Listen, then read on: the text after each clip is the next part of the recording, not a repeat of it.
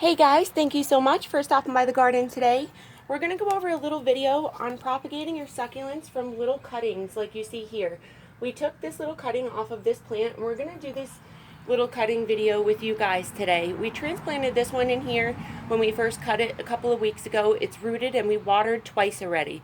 So it's been in here for at least a good 3 weeks or so. And we're just going to go over on how to do this. So the plant I'm taking it off of, this is a little graftivaria, and you want to do this for any plant that really puts out offshoots like this. You can definitely take these little offshoots that they're putting out, they're individual plants, and you can propagate them. So we're going to do this together. We're going to take another little cutting and just plant it up, and I'm going to show you how I do this here in Central Florida. Now I have to watch watering my succulents after I take the cutting because we live in Central Florida and we get really humid climates here, and it's really tough on my succulents. They tend to rot out a little bit, so I got to be really careful. We're going to take something in here, this way it's not too bare on the outside, and we're going to let it fill in. So I'm going to leave a little stem left on that plant on the bottom because we're going to grow some babies out of that stem. Most likely some babies will start pushing out of the stem we left on that plant inside that container. So this little cutting here, you can see we have a nice good stem. So you want like a good 3-inch stem to go down in that soil, or you can definitely cut it a little bit shorter. You want to leave at least a good 1.5 inches though, at least that big, because what's going to happen is it'll push out really good roots on each side of this plant, and we'll have a great success with rooting this. If you leave too little of a stem, what tends to happen to me sometimes is this will dry up. As it's drying up, it'll dry up to the top of the rosette, especially if it's a echeveria or something, and it'll just die my succulent out. I mean, they just don't do good if you don't have a little bit of a stem there. If I was to take this stem off all the way to that top, it would be too short and it won't have room to dry up and shorten out.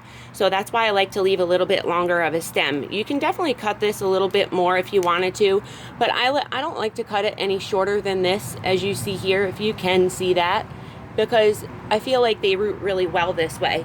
We're just going to plant this one up in my hand like we did this one.